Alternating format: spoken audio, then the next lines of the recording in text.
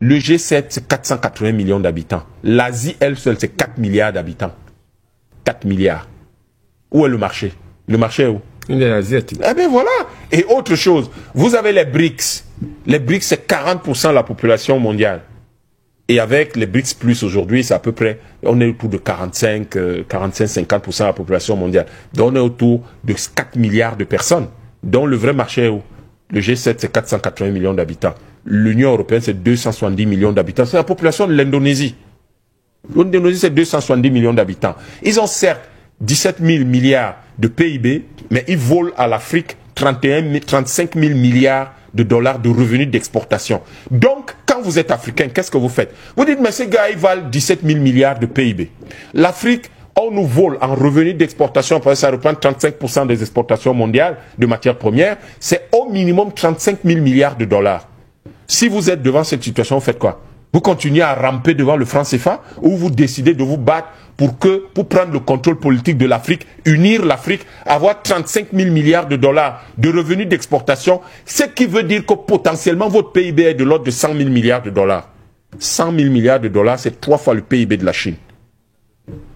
Quels sont vos choix stratégiques en tant qu'Africain? C'est de ça qu'il est question, M. Ouaha. Il n'est pas question de ces débats éculés, totalement ridicules, éthérés, sur des choses qui ne nous intéressent pas. Ce qui nous intéresse. Si aujourd'hui, nous avons une Afrique qui est consciente d'elle-même, mais de quoi est-ce qu'elle sera consciente? Elle sera consciente du fait qu'elle exporte des matières premières pour 35 000 milliards de dollars chaque année. Mais si j'ai exporté 35 000 milliards de dollars de matières premières, donc j'ai des revenus potentiels de 35 000 milliards de dollars, qui sont supérieurs au PIB du pays le plus riche du monde, la Chine, ça veut dire que mon PIB est potentiellement 3 fois plus important. Maintenant, la question que tout le monde va se poser et qui est la question la plus logique, ou tout au moins la conclusion que tout le monde va tirer sera effectivement celle de dire nous comprenons donc pourquoi tout le monde se bat pour être en Afrique. C'est là la source de la vraie richesse. Tout le reste là, ce n'est rien du tout.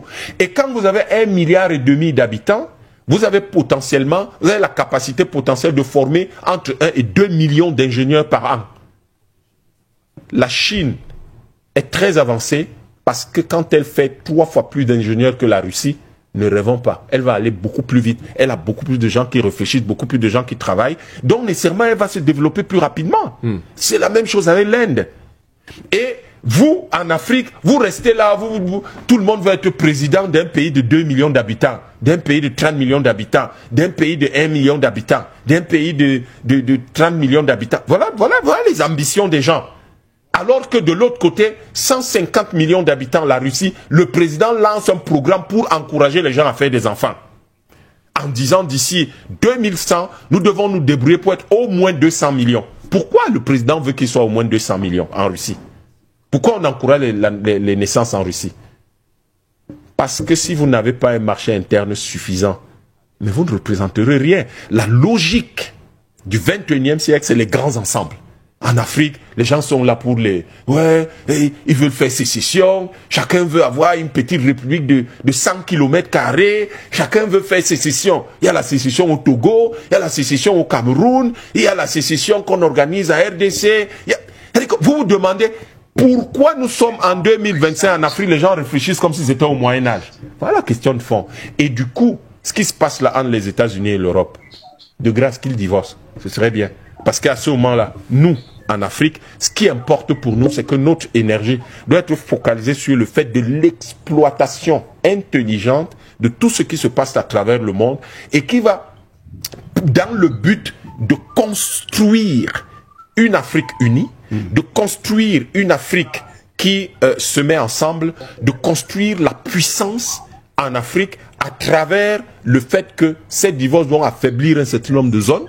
Et ces zones qui nous étaient particulièrement hostiles, dans le cas de l'Europe qui nous est particulièrement hostile depuis 6 siècles, eh bien, nous allons exploiter cette fenêtre d'opportunité, nous allons reconstruire l'Afrique et nous allons nous projeter et nous allons aider l'Europe le moment venu. On va l'aider, on ne va pas laisser les gens mourir, nous ne sommes pas des bêtes, nous ne sommes pas des animaux. Donc on va les aider quand nous aurons récupéré tout ça. Parce que quand nous aurons nos 35 000 milliards de dollars sur la table, en tant qu'État fédéral du continent africain, nous pourrons dire à l'Europe, bon, on peut vous envoyer 200 milliards d'euros pour vous aider. On peut vous les envoyer. Mais en attendant, ne soyons pas dupes. Nous sommes plus riches que tout le monde. Pas factuellement. J'ai entendu des gens dire là, des candidats aux élections présidentielles en Côte d'Ivoire et dans beaucoup d'autres pays, et même certains pays présidents africains disent que l'Afrique est pauvre. L'Afrique n'est pas pauvre. On vole l'Afrique. On vole l'Afrique. Mais le seul moyen pour qu'on ne nous vole plus, c'est qu'on se mette ensemble.